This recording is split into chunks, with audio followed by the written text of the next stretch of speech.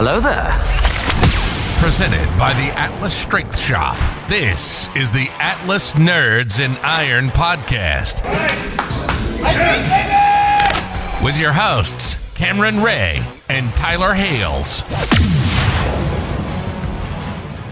All right, so let's talk a little bit about circus stuff. So I know you're part of several different organizations here in Baton Rouge. What are those organizations, David?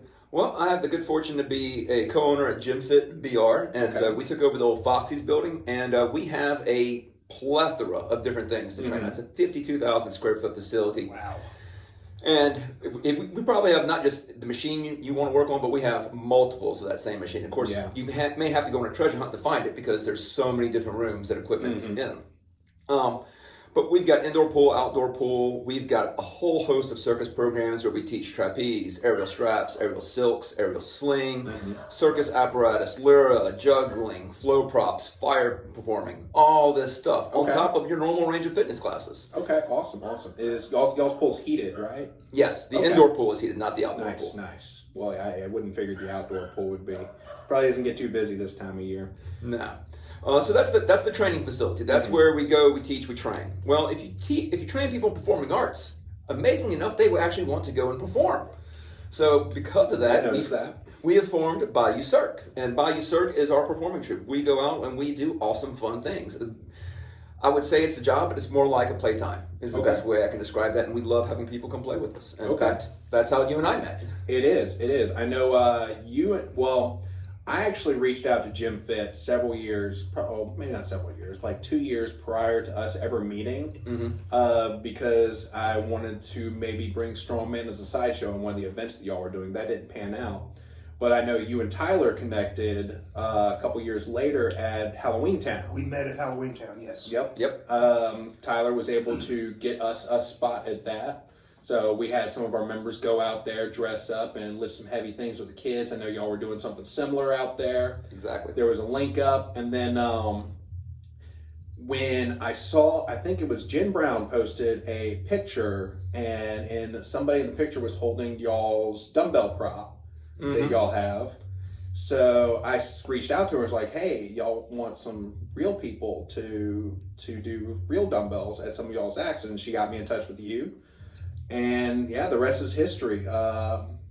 You threw us into the fire almost immediately. It definitely moved a lot faster than we were expecting. Next thing you know, we're wearing tights at Wizard World, and the path to tights is very quick. I definitely ripped those pants, and I could not squeeze into them now. My squats probably gained like 50, 75 pounds since then. Wow. I cannot fit into those pants anymore. It's a good problem to have. It is a good problem to have. Maybe William over at Nuzmatch Studio can give me an upgrade. There you go. Yeah, that'd be cool. Well, the last organization I'm part of is called Circus, Louisiana, because amazingly enough, while Baton Rouge is the capital of Louisiana, it is still an emerging market for circus arts. I'm sure everywhere is almost. Exactly. So we formed Circus Louisiana to be a 501c3 that we could write grants for and try and get some money from the city, state, federal governments, because some doors open a lot easier when you're a 501c3 than if you're a corporation or even a performing troupe. Okay. So Circus Louisiana actually goes out there and organizes and creates the events, like we did the Manship Theater show called Dark Circus. That was Circus Louisiana, put it on, had rented the equipment from Gym Fit and hired Bayou Cirque to perform at it. Okay. Along with, we had above ground aerial there, and there was one other studio, but slipping my mind right now. Anyway, we all came together and we did it. So Circus Louisiana is purely designed to promote circus arts within Louisiana and create events for people to go perform at. Awesome. I know I had really wanted to go see y'all at Dark Circus. I think I've told you this story before.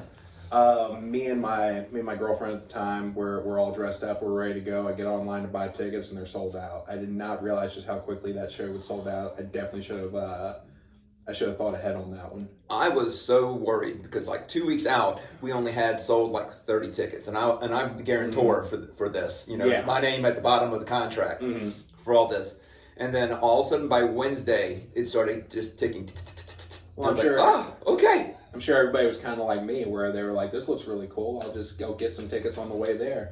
And I messaged, because at the time, Jen was the only one that I knew. So I messaged her and was like, hey, I'm coming to see y'all. And she's like, I don't think you're coming to see us. You might want to double check that. Yeah, there was a few people that actually showed up at the door thinking they were going to be able to get in, and there was no tickets. There was no seats. Yeah. It was unfortunate, but it was a good spot to be in. So this next show we're doing, that Circus Louisiana's hosting, is Hook Across Neverland. Mm-hmm. And it's the last weekend in August. I think it's the 27th, 28th, 29th. And that's where we're going to do 2 shows on Saturday, 1 show on Sunday, in the hopes of we would love to sell out again. Yeah. But we want to get those people that didn't get to see us last time a chance to see us this time. So, anyway, so that's the 3 organizations that you currently have here. There are some other little studios that do circus style stuff here in Baton Rouge, and there's a few in New Orleans. But Circus Louisiana is our method to try and make more big events happen. Yeah, definitely, because as awesome as y'all are to make a big event happen, you definitely need more bodies. It is not easy. Yeah. And well, I've abused the Strongman a few times for, hey, we have this event, we need to put this truss up, and that truss does not weigh a small amount. Yeah, sometimes I think that's the only reason you talk to us. That is not it at all. Sometimes I need you to throw people up and catch them too. I know, who was it that was actually telling me this story? The last event that y'all did, somebody yelled out, "Where's Lauren?" when y'all were putting the truss up. Yeah. Yep, that did happen. They were like, "Oh, this is much heavier than well, she can outlift all of us." Yeah. That is one strong woman. We love having her as part of the show. Yep. She'll actually be here later today to do some training, and she's going to be on the podcast next weekend. Is she? Oh, cool. I think so. I think that's the plan. So I know I'm getting warm, so I'm going to lose the top hat and the jacket. Yeah, definitely do. It is pretty warm in here. It is. Wait. Put it back on. All right. Because I've been meaning to do this for the last 2 episodes. Or you know what? I'm actually going to cut all that out. Just do your thing. Just do your thing. Okay. Yeah, there's no way to do it organically. I'm probably not even going to cut it out. They're just going to have to figure out what I'm talking about. All right. So, what are your disciples? What do you specify? Disciples? I don't have any disciples. I have some disciplines. I have some disciplines. I can't read. Reading's hard. Not a problem. My discipline is trapeze first. So I had the good fortune to have Nicole Fernbach and Matt Viverito, who both of them traveled with the circus for a while. Okay. That's how I initially got it at the gym. Was they walked in. She had accepted a job as a resident here at Pennington Biomedical. Okay. And she walks in and goes, "Hey, do y'all need a trapeze instructor?" Yes, we do. Nice. And so that's how I got into this whole thing, because before that I was American Ninja Warrior training, trying to get on the show again for a 4th time. And then I kind of switched and went full circus. So I dove heavily into the duo trapeze. And then from there I was always fascinated by the aerial straps, because to me, aerial straps is this unique combination of grace, beauty, and a hell of a lot of strength. Yeah, definitely. And so I started working on that too. So those are my 2 big things. I can do a little bit of standing acro, but not much. Yeah. And then a little bit of flow and a few props, but not enough to actually put a routine together. Yeah, definitely. But it's one of the cool things about the circus is, there's so many different disciplines that you can hop into. And there's plenty, you can never get all of it, but you will have a lot of fun trying. But so yeah, that's what I do. I do the trapeze, I do the aerial straps, and then we have multiple other things that we teach at the gym. And of course, when it comes to the troop, we perform everything we can. Yeah. I know it seems like every time that I come out to do something with y'all found someone else out of a little pocket in Baton Rouge that y'all didn't have before. So you said y'all have a lot of other disciplines. What are some of those, and what's the best place for a beginner to really get started? All right, so the first thing is they just need to walk in and say, "Hey, I want to try something." And then just have that, think of it as an adventure. Walk in and say, "Today I'm going to go play on whatever they want me to try." Yeah. So aerial silks is wonderful to get into. Aerial trapeze is a wonderful beginner one, because you get to partner with somebody else. You may not get to the impressive stuff anytime quick, because there's a lot of safety that has to go into whenever you're either the person being held up or the one holding up other people. But it's very easy to step in and just start trying. And then if you're someone that's moderately fit, you'll be amazed at how quickly you get going with it. If you're someone that's not fit at all and you start training, you will be amazed at just how challenging it is, but how much fun it is. All right. We have people that come in and they start working on it, and then slowly and steadily their body starts to change, because they don't realize how hard they're working in the course of that hour or 2 hours. And that over days, weeks, and time matter. And what's the big secret? There is no secret to fitness other than consistency. Yeah, definitely. All right. It's like people ask me how you get stronger, and they don't like my answer when I tell them you squat, bench, overhead press, and deadlift moderately heavy every week for the next 10 years.